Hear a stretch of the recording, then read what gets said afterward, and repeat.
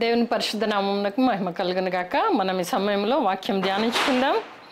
ఆదికాండము 6వ అధ్యాయము 5-6 వచనములు చదువుకుందాము. ఆదికాండము 6వ అధ్యాయము 5-6 వచనములు. నరుల చెడుతనము భూమి మీద గొప్పదనియు వారి హృదయం యొక్క తలంపుల్లోని ఊహ అంతయు ఎల్లప్పుడూ కేవలము చెడ్డదని యెహోవా చూచి తాను భూమి మీద నరులను చేసినందుకు యెహోవా సంతాపము నుండి హృదయములో నొచ్చుకొనెను.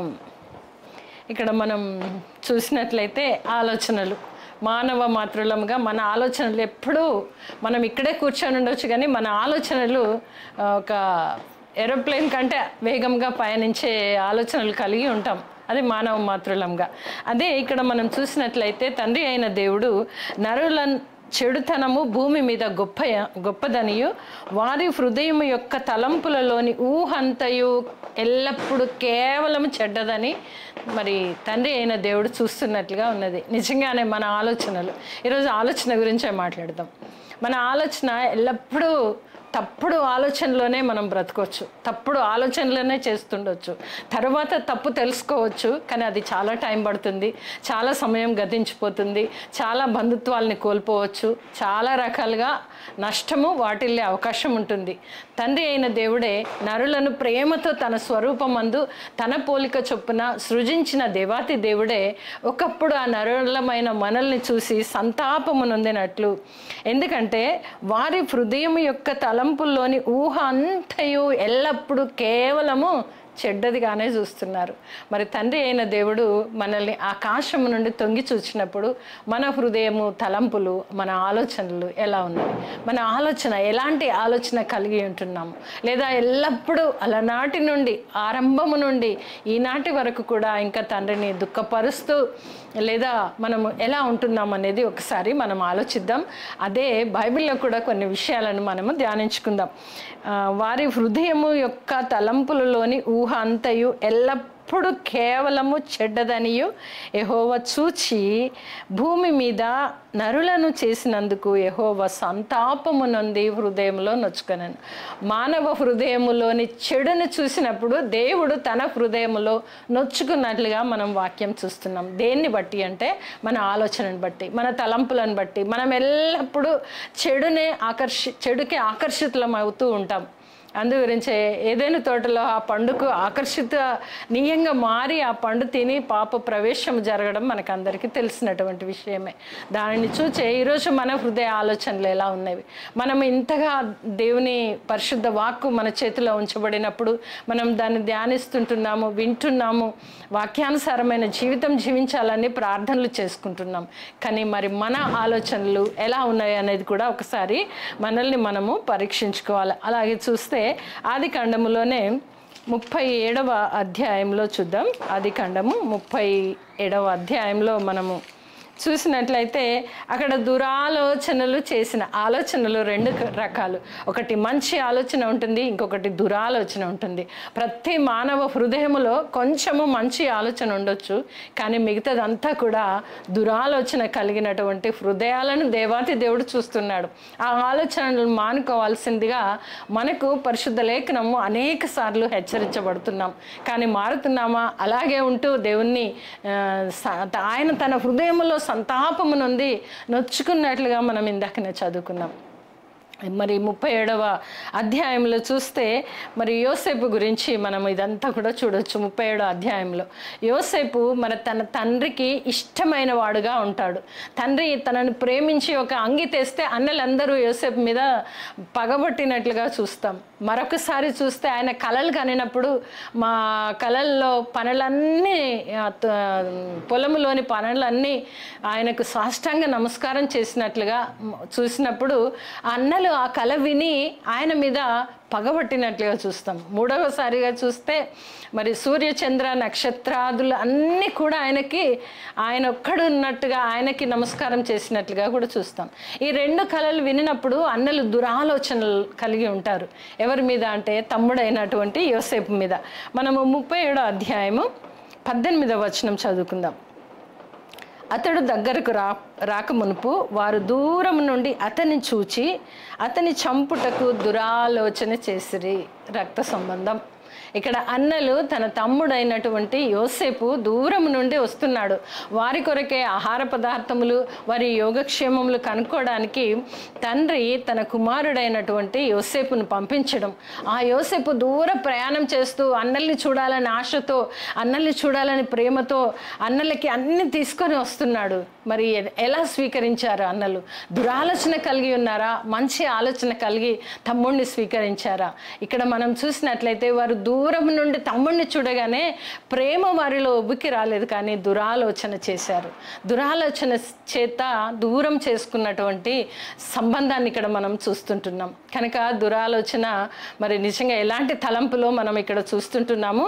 ఆ దూరం నుండి అతడు రాకమునిపే, అతడు దగ్గరకు రాకమునిపే దూరం నుండి అతన్ని చూచి చంపుటకు దురాలోచన చేశారు. ఏకంగా చంపేయాలనే దురాలోచనలు చేస్తున్నారు. మరి ఎంతమంది వీరందరూ కూడా అక్కడ ఉన్నారు. వారందరి కొరకు తమ్ముడు వెళ్తున్నప్పుడు ఆ తమ్ముడిని చంపడానికి దురాలోచన చేసినట్లుగా చూస్తుంటున్నాం. అందుకే దేవుడైన యెహోవా తండ్రి ఏమంటున్నాడంటే, నరుల హృదయములో ఎల్లప్పుడూ కేవలం చెడ్డదిగా చూస్తూ తన హృదయములో నొచ్చుకొని బాధపడి సంతాపము నొందినట్లు చూస్తున్నాం. మరి మన హృదయ ఆలోచనలు, మన తలంపులు ఎప్పుడు మారుతవి? అందుగురించే మరి మనము మొదటి కీర్తన 1వ వచనంలో చూస్తే, దుష్టుల ఆలోచన చొప్పున నడవక. ఇదంతా దుష్ట ఆలోచన, దుష్ట తలంపులు ఇవన్నీ ఉన్నప్పుడు మన హృదయం నిండా చెడుయే నిండి ఉంటుంది. అందుకే దేవుడు ఆయన చూసి నరుల హృదయం ఎప్పుడు చెడుతో నిండి ఉంది అని తన హృదయంలో నొచ్చుకున్నట్టు చూస్తుంటున్నాం. మరి మన ఆలోచనలు ఎలా ఉన్నవి? మన ముందు మన చేతిలో పరిశుద్ధ గ్రంథము పెట్టబడి ఉన్నది. ఎన్నో విషయాలు మనం దీంట్లో తెలుసుకుంటూ మన హృదయాన్ని, మన హృదయ ఆలోచనలను సరి చేసుకోవాల్సిందిగా వాక్యము నీతో నాతో మాట్లాడుతుంది. దుష్టుల ఆలోచన చొప్పున ఆలోచన అంటే, దుష్టుల ఆలోచన ఉంటే అదే నడక మనం ప్రారంభిస్తాం. అంటే ఆలోచన ఎప్పుడు చెడు ఆలోచనలు బుర్ర నిండా ఉన్నప్పుడు చెడు నడకనే మనం ప్రయాణిస్తూ ఉంటాం. అందుగురించే వాటి నుండి తప్పిపోవాలంటే ఏమేం చేయాలో ఇక్కడ మన కీర్తనకారుడు రాస్తుంటాడు. అవన్నీ చూడట్లేదు, కానీ ఆలోచన విధానం ఎలా ఉంది, మనం ఎలా ఆలోచిస్తున్నాము, ఎదుటి వ్యక్తి పట్ల మన ఆలోచన ఎలా ఉంది, కనుక దానిని సరిచేసుకోవడానికే ఈరోజు వాక్యము. మన దుష్ట ఆలోచన కలిగి ఉంటున్నామా? దేవుణ్ణి దుఃఖపెట్టే ఆలోచన కలిగి ఉంటున్నామా? దేవునికి దూరమయ్యే ఆలోచన కలిగి ఉంటున్నామా? యోసేపు అన్నలైతే చంపుటకు దురాలోచన అని చూసాం. మరి ఎలాంటి ఆలోచనలు కలిగి ఉంటున్నాం? మనం ఒకవేళ దురాలోచనలు కలిగి ఉన్నట్లయితే వాటిని మన హృదయంలో చంపేయాల. అప్పుడు దేవుడికి స్థానం ఇచ్చిన వాళ్ళం అవుతాం. అన్ని గొప్ప పనులు చేసి మన ఆలోచనే నీ పొరుగువాని పట్ల, నీ సోదరుని పట్ల, నీ సొంత వారి పట్ల దురాలోచన కలిగి ఉన్నట్లయితే ఫలితమేమీ లేదని ఇక్కడ మనకి వాక్యము సెలవిస్తుంది. ఎందు గురించి అంటే, యెషయా గ్రంథంలో మనం చూద్దాం. మనం ఎవరి దగ్గరికి రావాలా? మన హృదయంలో దురాలోచనను దూరం చేయాలంటే ఎవరి దగ్గరికి రావాలా? ప్రభు పాదాలు పట్టుకోవాలా. ఇక్కడ మనం చూస్తే యెషయా గ్రంథం 9వ అధ్యాయం 6వ వచనంలో, ఆశ్చర్యకరుడు, ఆలోచనకర్త, నీకు నాకు ఆలోచనకర్త అయినటువంటి దేవాతి దేవుడి దగ్గరికి రావాలి. దురాలోచనలు ఉండొచ్చు, దుష్ట తలంపులు ఉండొచ్చు, హృదయం కేవలం చెడ్డదై ఉండొచ్చు, కానీ దేవాతి దేవుని దగ్గరికి ఎప్పుడైతే వస్తామో ఆలోచనకర్త అయిన దేవుడు మన హృదయములకు తలంపులకు కావలిగా ఉండునని కూడా మనము ఫిలిప్పీ పత్రికలో మనం చదువుకుంటాం. కనుక ఇక్కడ మనం చూసినట్లయితే ఆశ్చర్యకరుడైనటువంటి దేవాతి దేవుని నమ్మి ఉన్నాము. ఆయనే నీకు నాకు ఆలోచనకర్త.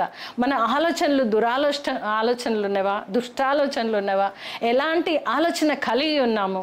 ఎందుకంటే ఆలోచనకర్త అయిన దేవుడు నిన్ను నన్ను ఆకాశము నుండి తొంగి చూచి ఆయన హృదయంలో నొచ్చుకుంటున్నాడు. మరి అలనాడు యాకోబు కుటుంబంలో తన యోసేపు అన్నలు మరి ఆయన గురించి దురాలోచన ఏకంగా చంపేయడానికే ఆలోచించారు.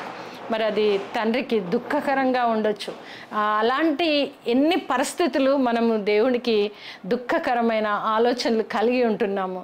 దినదినము దేవాతి దేవుణ్ణి దుఃఖపరుస్తూనే ఉంటున్నామా? ఎలా ఉంటున్నాము? ఎందుకంటే నేను నమ్ముకున్న దేవాతి దేవుడు ఆలోచనకర్త అయి ఉన్నాడు.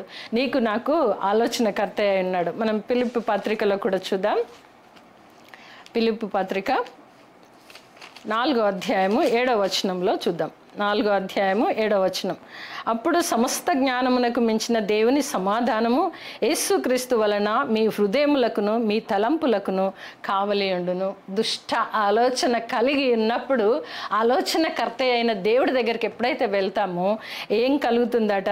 సమస్త జ్ఞానమునకు మించిన దేవుని సమాధానము, దేవాతి దేవుని సమాధానము నీకు నాకు దొరుకుతుంది. దేవాతి దేవుని సమాధానము దొరకటం వలన యేసుక్రీస్తు వలన మీ హృదయములకు మీ తలంపులకు కావలిగా ఉండును. దేవుడు మనకు సెక్యూరిటీగా ఉంటున్నాడు. ఎందుకంటే దురాలోచనల నుండి దూరపరుస్తున్నాడు, దుష్ట తలంపుల నుండి దూరపరుస్తున్నాడు. మన హృదయానికి మన తలంపులకు కావలిగా ఉండును అని మనం వాక్యం చూస్తున్నాం. ఎందుకంటే ఆయన ఆలోచనకర్త అయినాడు. నా ఆలోచనలు ఎటువంటివి అనేది దేవాతి దేవునికి తెలుసు.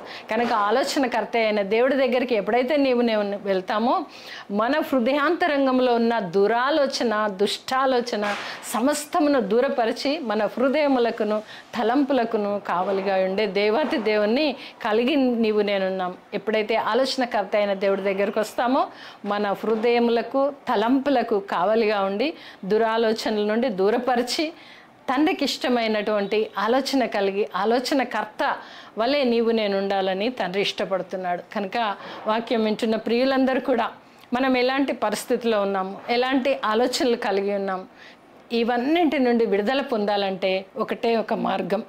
ఆలోచనకర్త అయిన దేవాతి దేవుడిని నమ్ముకొని స్వీకరించి ఆయన అడుగుజాడల్లో నడుస్తూ ఉన్నప్పుడు మన హృదయములకు తలంపులకు కావలిగా ఉండే దేవుడిని కలిగి ఉన్నాం. కనుక వాక్యం విన్న అట్టి వారందరికీ కూడా ప్రభువైన యేసుక్రీస్తు కృప కావలిగా ఉండునుగాక. ఆమేన్.